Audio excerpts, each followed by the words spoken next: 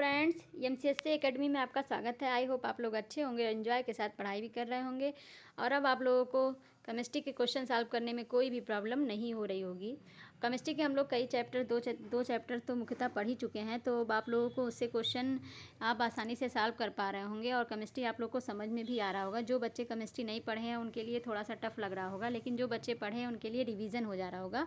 Question बहुत important है और किसी न किसी एग्जाम्स में पूछे गए हैं, इसीलिए आप लोग वीडियो को ध्यान से देखा करें और जो भी हो उसको नोट कर लिया करें। फार्मूला वगैरह इसमें थोड़ा सा टफ होता है। तो चलिए, इसी क्रम में हम लोग स्टार्ट किए थे धातु, खनिज और अयस्क के बारे में। तो धातु क्या होता है?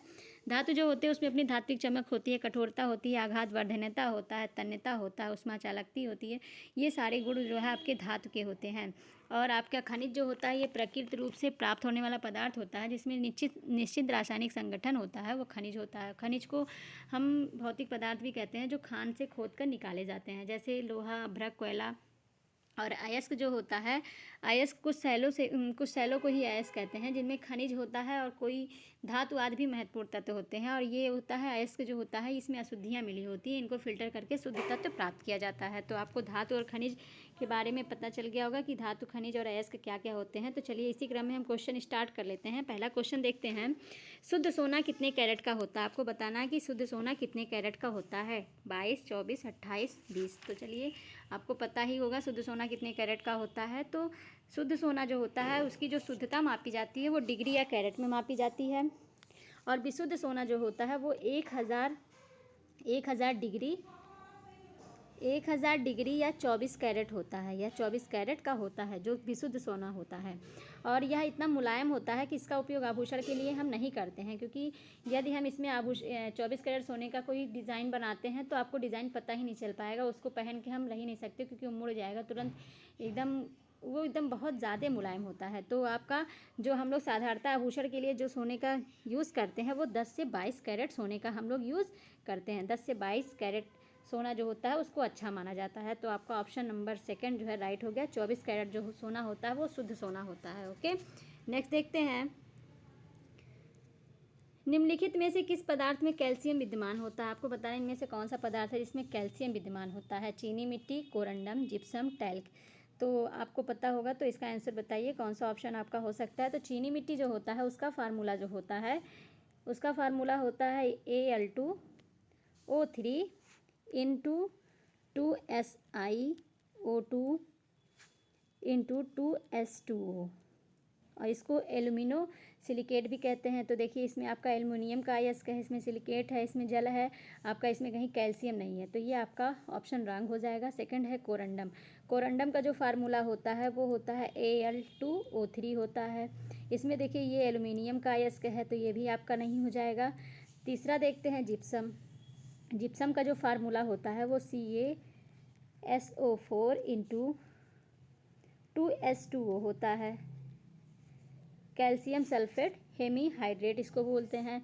तो ये देखिए जिप्सम का फार्मूला, इसमें आपका कैल्शियम भी है, सल्फेट भी है और जल भी है। तो आपका ऑप्शन नंबर थर्ड जो है यही हो जाएगा, इसमें कैल्शियम विद्यमान है। और चौथा आपका टैल्क देख लेते हैं।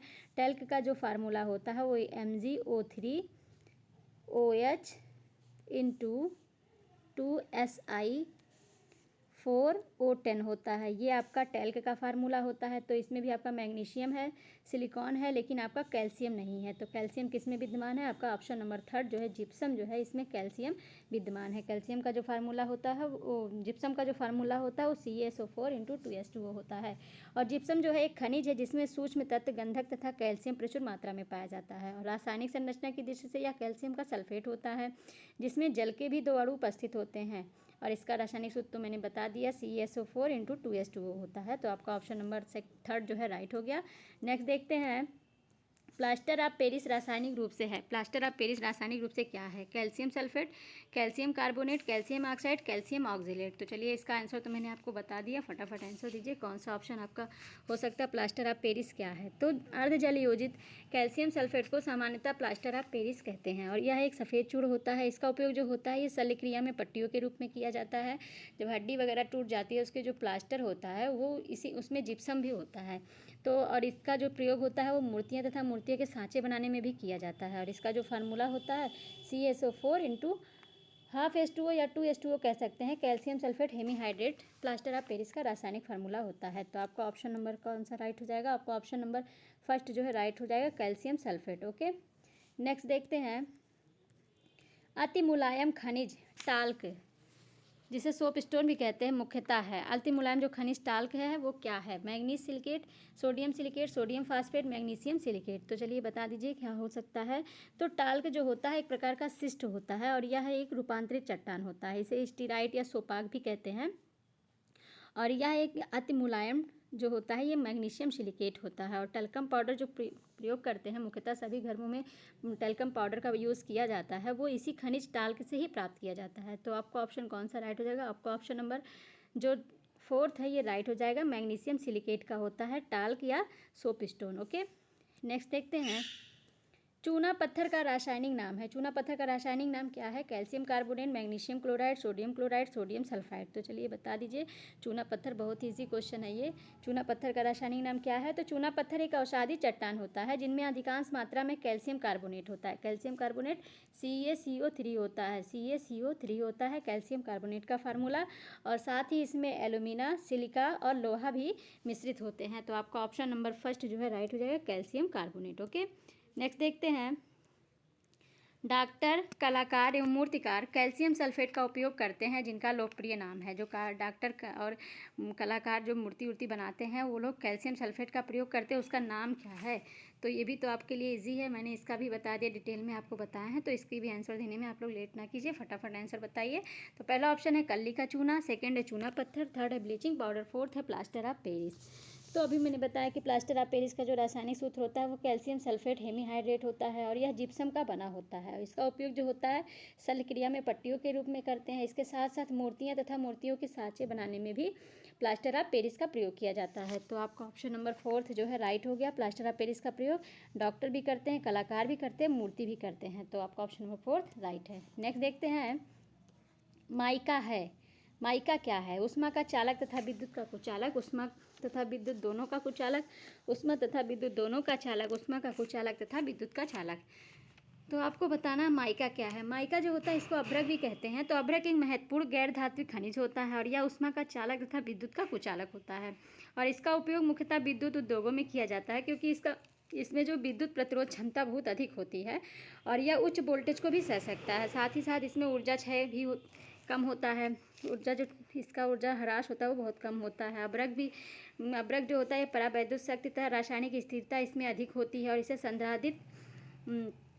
संधारित्र और अधिक वोल्टेज के वैद्युत उपकरणों के लिए इंसुलेटर निर्माण में भी प्रयुक्त किया जाता है। माइका का यूज़ किया जाता है। तो आपका ऑप्शन कौन सा राइट होगा? आपका ऑप्शन नंबर फर्स्ट जो है राइट हो जाएगा। ये ऊष्मा का चालक तथा विद्युत का कुचालक होता है अभ्रक।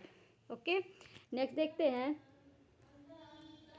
निम्नलिखित द्रवों में कौन सा ऊष्मा का बहुत अच्छा चालक है? इनमें से कौन सा है द्रव जो ऊष्मा का बहुत अच्छा चालक है? पारा, पानी, ईथर, बेंजीन। तो चलिए फटाफट बता दीजिए कौन सा ऑप्शन आपका राइट हो सकता है। तो धातुएं जो होती हैं वे ऊष्मा की अच्छी चालक होती हैं और धातुएं अधिकांशतः ठोस होती हैं, लेकिन पारा एक ऐसा धातु है जो साधारण ताप पर द्रव अवस्था में विद्यमान रहता है। तो आपका ऑप्शन नंबर कौन सा राइट है? आपका ऑप्शन नंबर फर्स्ट जो है राइट हो जाएगा।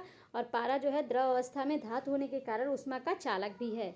और पारा अगर आपको देखना हो तो आप थर्मामीटर देख सकते हैं, उसमें जो द्रव भरा होता है वही आपका पारा Hg, इसको पारा भी बोलते हैं, Hg भी बोलते हैं। ओके, तो आपका ऑप्शन नंबर फर्स्ट राइट हो गया।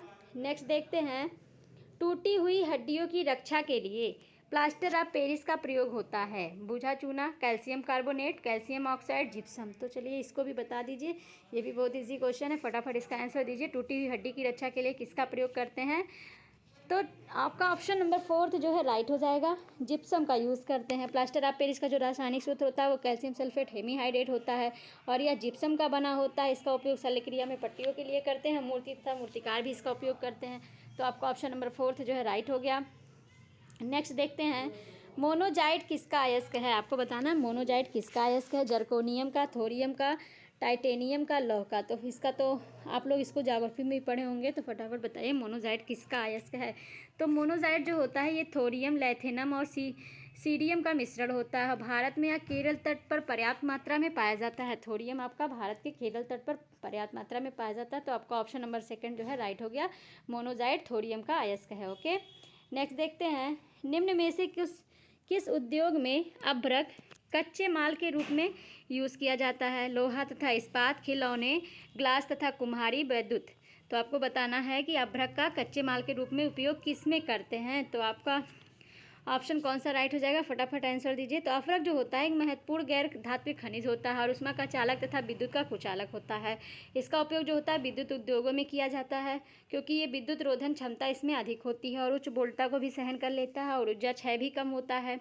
अभ्रक की जो होती है परावैद्युत शक्ति और स्थिरता, रासायनिक स्थिरता भी इसमें अधिक होती है और इसे संधारित्र तथा अधिक वोल्टेज के वैद्युत उपकरणों के लिए इंसुलेटर के निर्माण में भी इसका प्रयोग किया जाता है। तो आपका ऑप्शन नंबर कौन सा राइट हो जाएगा? आपका ऑप्शन नंबर 4 जो है राइट हो जाएगा। विद्युत में इसका यूज़ किया जाता है क्योंकि यह विद्युत का कुचालक होता है। ओके, नेक्स्ट देखते हैं, निम्नलिखित में से कौन सी धातु सामान्य यहाँ पे होगा सामान्य तापमान पर द्रव अवस्था में होता है। इनमें से कौन सी धातु है जो सामान्य ताप में द्रव अवस्था में होता है? तो आपको ऑप्शन है लेड, निकिल, पारा, टिन। तो इसका भी आंसर मैंने बताया है, तो आप लोग देरी ना कीजिए, फटाफट बताइए कौन सा ऑप्शन आपका राइट हो सकता है। तो पारा चांदी जैसी सफ़ेद और चमकीली धातु होती है और यह साधारण ताप पर द्रव अवस्था में विद्यमान रहता है और यह ऊष्मा तथा विद्युत का सुचालक होता है और बाकी जो तत्व हैं ये ठोस अवस्था में होते हैं। तो पारा ही एक ऐसा धातु है जो द्रव अवस्था में पाया जाता है, सामान्य ताप पर या द्रव अवस्था में होता है और बाकी लेड, निकिल और टिन जो होता है ये ठोस होती है। तो आपका ऑप्शन नंबर 3 जो है राइट हो गया। नेक्स्ट देखते हैं, पारे का साधारणतः तापमापी यंत्रों में उपयोग किया जाता है क्योंकि इसकी विशेषता होती है। पारे की क्या विशेषता है जो तापमापी यंत्रों में किया जाता है, ताप मापने वाले यंत्र में किया जाता है? तो पहला ऑप्शन उच्च घनत्व, सेकंड है उच्च द्रवता, तीसरा है उच्च संचालन शक्ति, फोर्थ है उच्च विशिष्ट ऊष्मा। तो चलिए इसके बारे में बता दीजिए कि पारे का उपयोग क्यों हम करते हैं तापमान मापी यंत्रों में। तो पारा जो होता है ये साधारण तापमापी यंत्रों में व्यापक रूप से प्रयोग किया जाता है क्योंकि इसमें जो ऊष्मा प्रसार की दर होती है, ऊष्मा जो प्रसार करता है उसकी दर उच्च होती है और जब इसे तापमापी यंत्रों में प्रयोग किया जाता है तो तब यह तापमान में होने वाले जो अल्प छोटे से छोटे परिवर्तन को भी दिखा देता है, इसमें दर्ज कर देता है और साथ ही इसका जो क्वथनांक होता है वो भी उच्च होता है, लगभग 356.6 डिग्री सेंटीग्रेड इसका क्वथनांक होता है, जिसके कारण यह उच्च तापमान को मापने हेतु मतलब हमेशा उपयुक्त किया जाता है। और तापमापी में जो पारे के प्रयोग के जो होते हैं ये मुख्य कारण हो सकते हैं, जैसे यह अपारदर्शी होता है और चमकदार होता है और अंकित ताप के पठन में भी सुविधा होती है। ये अपारदर्शी और चमकदार होने के कारण जो इसमें पाठ्यांक या जो इसमें दिखाता है आपका नंबर कि कितना गया कितना नहीं गया, वो उस पर हमको पढ़ने में सुविधा होती है और इसकी ये जो होता है ये ऊष्मा चालकता उसकी उच्च होती है और शीघ्र यह ताप को भी दिखा देता है, अंकित कर देता है। पारा जो होता है ये कांच पे चिपकता नहीं है तथा अधिक वाष्पशील नहीं होता है और ताप को शुद्धता से भी अंकित किया जा सकता है। तो इसका सारे कारण के कारण हम पारे का तापमापी यंत्रों में यूज़ करते हैं। तो आपका ऑप्शन नंबर कौन सा राइट है? आपका ऑप्शन नंबर 3 जो है राइट हो जाएगा। उच्च संचालन शक्ति इसमें होती है क्योंकि यह अपारदर्शी और चमकदार होता है, इसकी ऊष्मा चालकता उच्च होती है और यह कांच पे चिपकता नहीं है। ओके, तो आपका ऑप्शन नंबर 3 जो है राइट हो गया। नेक्स्ट देखते हैं, निम्न में से कौन सा ऊष्मा का सबसे अधिक कुचालक है? इनमें से कौन है जो ऊष्मा का सबसे अच्छा कुचालक है? तांबा, सीसा, पारा, जस्ता। तो जल्दी से बताइए। तो कोई भी ऐसा पदार्थ जिसमें विद्युत धारा या ऊष्मा प्रवाहित ना हो कुचालक कहलाते हैं, जैसे लकड़ी, कांच, ये सब जो है आपके कुचालक हो जाएंगे। और सभी धातुएं ऊष्मा की चालक होती हैं, लेकिन अन्य धातुओं की तुलना में जो लेड होता है और पारा की ऊष्मा चालकता बहुत कम होती है। लेड मतलब सीसा और पारा की ऊष्मा चालकता बहुत कम होती है। लेड की जो ऊष्मा चालकता होती है वो 34.7 वाट प्रति मीटर केल्विन होती है। ये आपका लेड का होता है, लेड या सीसा का कह सकते हैं। लेड या सीसा का ऊष्मा चालकता होता है 34.7 वाट प्रति मीटर केल्विन होता है और जो पारा होता है उसकी जो ऊष्मा चालकता होती है वो 8.31 वाट प्रति मीटर केल्विन होती है। तो आपका ऑप्शन कौन सा राइट हो सकता है? आपका ऑप्शन नंबर 3 जो है पारा जो है ये राइट हो जाएगा। इसकी पारा की जो ऊष्मा चालकता होती है वो 8.31 वाट प्रति मीटर केल्विन होती है। ऊष्मा का सबसे अधिक कुचालक पारा होता है। तो आपका ऑप्शन नंबर 3 जो है राइट हो गया। नेक्स्ट देखते हैं, निम्न में से कौन जल के साथ बिल्कुल अभिक्रिया नहीं करता? इनमें से कौन है जो जल के साथ बिल्कुल भी अभिक्रिया नहीं करता है? आयरन है, लेड है, मैग्नीशियम है, एल्युमिनियम है। तो चलिए फटाफट बताइए कौन सा ऑप्शन आपका हो सकता है। तो कुछ धातुएं जैसे लेड, कॉपर, सिल्वर, गोल्ड और प्लेटिनम जल या भाप से बिल्कुल भी अभिक्रिया नहीं करते हैं। लेड, कॉपर, सिल्वर, गोल्ड और प्लेटिनम जो है जल या भाप से बिल्कुल भी क्रिया नहीं करते हैं। और मैग्नीशियम जो है ठंडे जल से अभिक्रिया नहीं करता है, लेकिन गर्म जल से अभिक्रिया कर लेता है। और अभिक्रिया करके ये मैग्नीशियम हाइड्रोक्साइड और हाइड्रोजन उत्पन्न कर देता है। और धातुएं में जैसे एल्युमिनियम, लौह और जस्ता ये सब ठंडे या गर्म दोनों से भी अभिक्रिया नहीं करते हैं, लेकिन ये भाप से अभिक्रिया कर लेते हैं। जैसे धातु ऑक्साइड बना लेते हैं और हाइड्रोजन का निर्माण कर देते हैं। तो फिर से आप लोग ध्यान से सुन लीजिए। आपकी जो धातु हैं वो लेड है, कॉपर है, सिल्वर है, गोल्ड है, प्लेटिनम जो है ये जल या भाप दोनों से बिल्कुल भी क्रिया नहीं करते हैं। लेकिन मैग्नीशियम जो है ये ठंडे जल से अभिक्रिया नहीं करता है, लेकिन गर्म जल से अभिक्रिया कर लेता है मैग्नीशियम। और मैग्नीशियम जब गर्म जल से अभिक्रिया करता है तो मैग्नीशियम हाइड्रोक्साइड बनाता है और हाइड्रोजन उत्पन्न कर देता है, हाइड्रोजन गैस उत्पन्न कर देता है। और कुछ धातुओं में जैसे एल्युमिनियम है, लौह है, जस्ता है, ये ठंडे और गर्म दोनों जल से ये अभिक्रिया नहीं करते हैं, लेकिन जो भाप से ही अभिक्रिया करके धातु ऑक्साइड बना देते हैं और हाइड्रोजन का निर्माण कर देते हैं। ये बहुत इंपॉर्टेंट है, तो इसको आप लोग ध्यान से सुन लीजिए। तो आपका ऑप्शन नंबर सेकंड जो है राइट हो गया। लेड जो है ये जल के साथ बिल्कुल भी क्रिया नहीं करता है। आपका ऑप्शन नंबर सेकंड राइट हो गया। नेक्स्ट देखते हैं। निम्नलिखित लौह अयस्कों में, इसमें होगा निम्नलिखित लौह, यहाँ पे थोड़ा रंग हो गया है, एक मिनट। निम्नलिखित लौह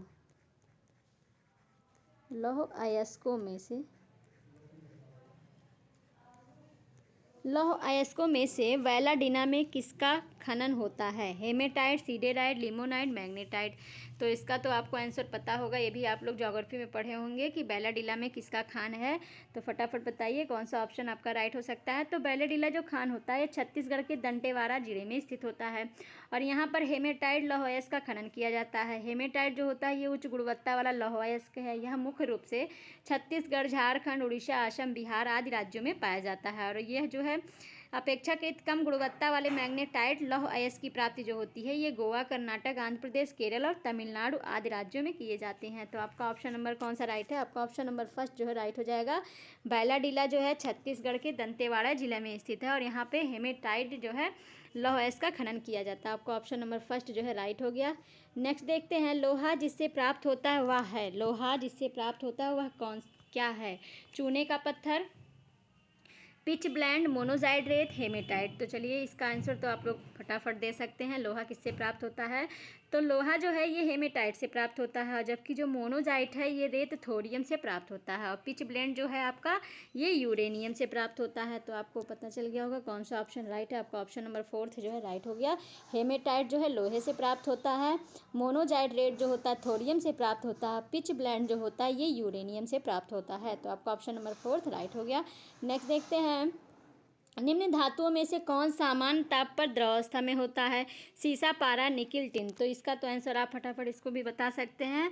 मैंने इसका भी आंसर बता दिया। तो आपका जो सामान्य ताप पर द्रवावस्था में होता है ये पारा होता है। पारा जो होता है ये सफ़ेद चांदी जैसी सफ़ेद और चमकीली धातु होती है और साधारण ताप पर द्रवावस्था में विद्यमान रहता है और यह ऊष्मा तथा विद्युत का सुचालक भी होता है। और इसको जो है साधारणतः तापमापी यंत्रों में प्रयोग किया जाता है क्योंकि इसकी ऊष्मीय प्रसार की दर जो होती है ये उच्च होती है और यह पारदर्शी चमकदार होता है और इसकी ऊष्मा चालकता उच्च होती है, कांच पर चिपकता नहीं है। तो आपका ऑप्शन नंबर सेकंड जो है राइट हो गया। पारा जो है सामान्य ताप पर द्रवावस्था में रहता है। ओके, नेक्स्ट देखते हैं। जब कोई प्रतिक्रिया नहीं होती है, जब भाप गुजरती है ऊपर से, इनमें से क्या है कि तब कोई प्रतिक्रिया नहीं होती है जब भाप गुजरती है ऊपर से? किसके ऊपर से भाप गुजरती है और उसके साथ कोई प्रतिक्रिया नहीं करती है? एल्युमिनियम के, तांबे के, कार्बन के, लोहे के। तो चलिए फटाफट आंसर दीजिए कौन सा ऑप्शन आपका राइट हो सकता है। किसके साथ कोई भी क्रिया नहीं होती है?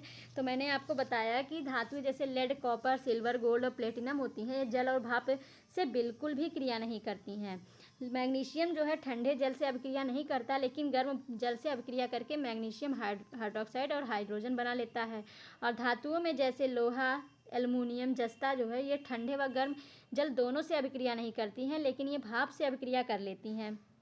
अभिक्रिया करके धातु ऑक्साइड और हाइड्रोजन का निर्माण कर देती हैं। तो आपका इसमें ऑप्शन नंबर जो सेकंड है, तांबा जो है ये तांबा आपका राइट हो जाएगा। ये भाप अगर इसके ऊपर से गुजरती है तो इस पर कोई भी प्रतिक्रिया नहीं होती है, ये किसी से भाप से क्रिया नहीं करती है। एल्युमिनियम का भी मैंने बताया कि ये क्रिया कर लेती हैं, और लोहे का भी हो जाता है, तांबे का नहीं होता। आपका ऑप्शन नंबर सेकंड जो है राइट हो गया।